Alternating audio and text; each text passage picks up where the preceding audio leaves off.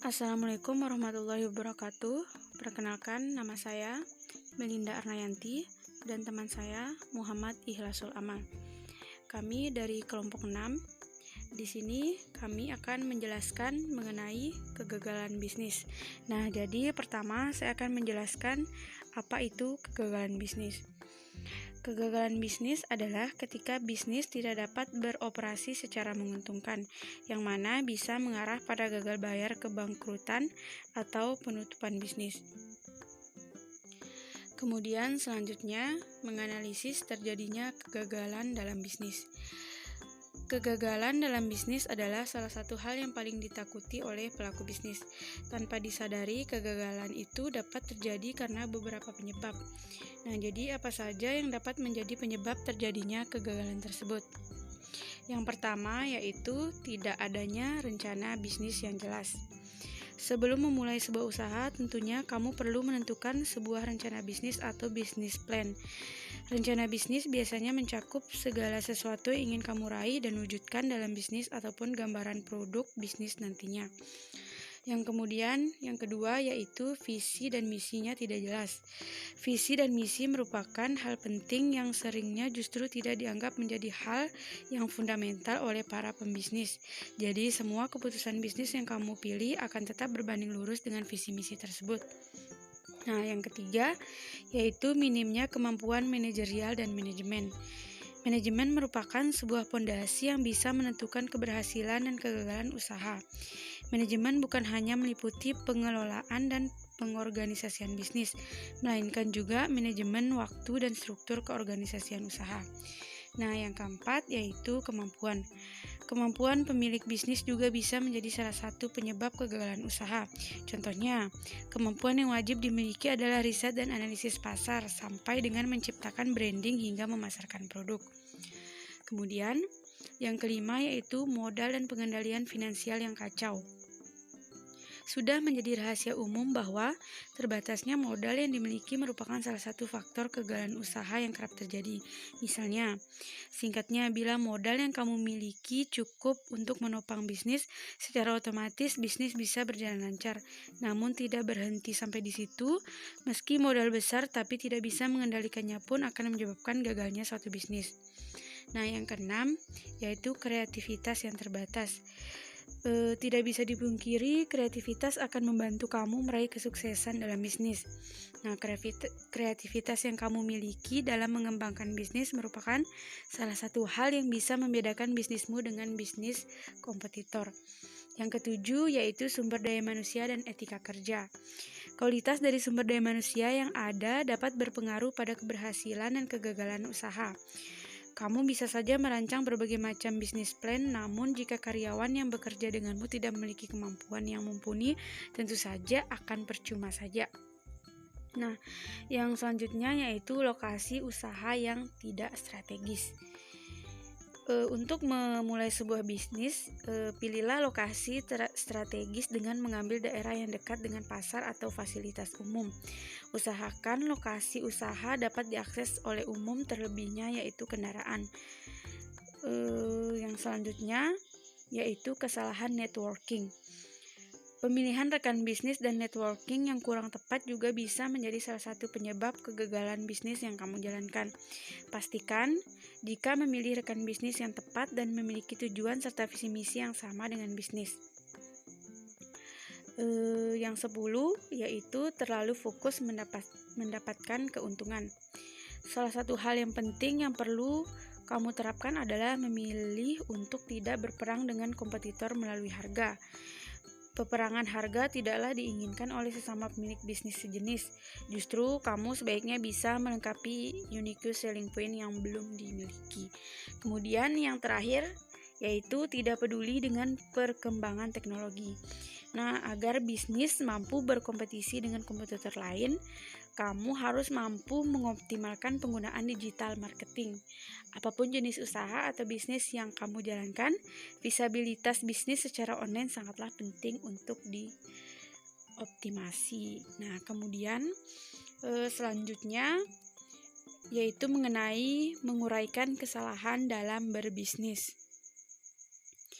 Nah, jadi semua pembisnis itu tahu bahwa tidak pernah ada jalan yang mulus dalam menjalankan bisnisnya. Nah, jadi berikut ada beberapa kesalahan yang sering terjadi dalam bisnis. Yang pertama yaitu tidak membuat rencana bisnis. Nah, jadi bisnis yang dijalankan terburu-buru tanpa membuat rencana terlebih dahulu cenderung kesulitan untuk bertahan. Hal ini karena tidak tahu apa yang akan kamu lakukan selanjutnya. Perencanaan bisnis yang baik dapat menjadi panduan bagimu untuk menjalankan bisnis.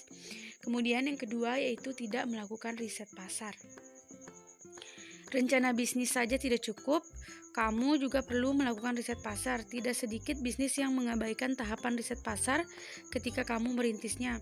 Jadi percuma mengembangkan sebuah produk yang tidak diinginkan orang, kamu pun tidak bisa menemukan segmentasi pasar yang tepat untuk produkmu. Kemudian yang ketiga yaitu mengabaikan kompetisi. Nah, dalam bisnis kita tetap harus menguasai pergerakan kompetitor. Kamu harus bisa memetakan bisnis mana saja yang menjadi pesaing dekat di sektor atau kategori produk yang kamu jajal. Nah, jadi yang keempat yaitu tidak memahami apa yang kamu jual. Tentunya kamu harus memahami produkmu sendiri secara mendalam agar dapat menyusun proposisi penjualan yang unik. Menjalankan bisnis terkait hal yang kamu sukai pun tak cukup. Nah, jika kamu menyukai sesuatu, belum tentu kamu memahami hal tersebut. Pemahaman mendalam menjadi kata kunci penting di sini. Kemudian yang kelima yaitu tidak berinvestasi pada pemasaran. Nah, mendirikan usaha saja tidak cukup, kamu harus menyiarkan kepada semua orang, terutama audiens targetmu bahwa produk atau jasamu hadir. Buatlah rencana pemasaran dan siapkan beberapa campaign pemasaran. Lakukan lagi pemasaran secara berulang jika ingin bisnismu sukses. Nah, kemudian yang terakhir yaitu menetapkan harga yang salah. Nah, jadi kesalahan dalam bisnis yang paling sering terjadi itu yaitu salah menetapkan harga. Nah, jangan membuat kesalahan dengan menetapkan harga berdasarkan kompetisi semata. Kemudian pembahasan yang selanjutnya yaitu menganalisis usaha dalam menghadapi kegagalan bisnis. Nah, jadi ada beberapa usaha yang harus kita lakukan dalam menghadapi kegagalan dalam berbisnis. Nah, yang pertama yaitu kita harus menerima keadaan. Terima keadaan dan luangkan waktu untuk tenangkan pikiran. Nah, untuk bisa bangkit dari kegagalan usaha, yang harus dilakukan pertama kali adalah menerima keadaan. Yang perlu kamu ingat yaitu roda kehidupan selalu berputar, kadang di atas dan kadang di bawah. Dengan menerima kenyataan tersebut, pikiran akan jauh lebih tenang. Kemudian yang kedua yaitu sering lakukan evaluasi. Sekarang saat pikiran lebih tenang, mulailah lakukan evaluasi sebagai langkah apa yang dilakukan jika seorang wirausahaan mengalami kegagalan pada awal usaha. Cari tahu apa kira-kira penyebab kegagalan usaha tersebut. Apakah karena rencana yang kurang matang atau justru karena salah dalam mengelola keuangan. Kemudian yang ketiga yaitu membangun support system untuk bantu bangkit kembali. Nah, mencari support system yang bisa menyuntikkan semangat baru selain keluarga dan teman terdekat, tidak ada salahnya kamu mencari dukungan dari rekan wirausahawan. Kemudian yang keempat yaitu mengecek kembali kondisi keuangan. Nah, jangan lupa untuk mengecek kembali kondisi keuangan kamu. Hitung dengan cermat berapa dana yang ada. Apabila ternyata kamu tidak punya dana yang cukup sebagai modal untuk memulai kembali, coba pikirkan kembali strategi apa yang bisa kamu lakukan. Kemudian yang kelima yaitu mulai mencari peluang usaha baru. Setelah kamu melalui tahapan-tahapan di atas, kini waktunya mulai kamu untuk mencari peluang usaha baru. Kamu bisa mengulang usaha sebelumnya dan memperbaiki kesalahan yang telah dilakukan. Bisa juga mencari model usaha yang benar-benar baru. Dari evaluasi yang telah dilakukan, kamu tentu bisa menentukan tingkat kelayakan usaha. Apakah usaha kemarin memang layak diteruskan atau justru tidak bisa diteruskan. Apabila memang layak, melakukan perbaikan bisa menjadi peluang baru. Kemudian yang terakhir yaitu menyusun perencanaan yang matang. Nah, agar tidak jatuh pada lubang yang sama, lebih baik kamu menyusun kembali perencanaan untuk ide usaha baru usaha barumu. Belajar dari pengalaman yang lalu, jauhi kesalahan sebelumnya. Kamu bahkan bisa berangkat dari faktor-faktor yang memicu kegagalan.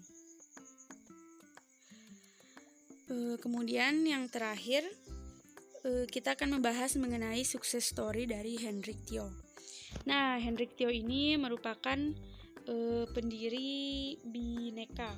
Nah, jadi Hendrik Tio ini besar dan tumbuh di kota kelahirnya, yaitu di Medan. Nah, ia lahir pada tahun 1963 di Rantau Prapat, Sumatera Utara. Setelah 10 tahun bersekolah di SMP, Hendrik Tio kemudian masuk di SMA Katolik Medan jurusan IPS dan lulus pada tahun 1981. Setelah lulus sekolah pada tahun yang sama, ia kuliah di jurusan akuntansi di Universitas Sumatera Utara. Kemudian Hendrik Tio memutuskan untuk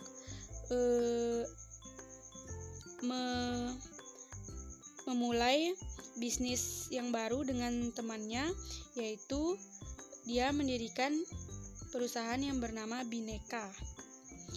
Ia memulai bisnis Bhinneka ini pada tahun 1993. Hendrik Tio ini bersama keempat rekannya, ia mendirikan perusahaan Bhinneka Mentari Dimensi yang berkantor di sebuah rumah kontrakan daerah Pulau Mas, Jakarta Timur.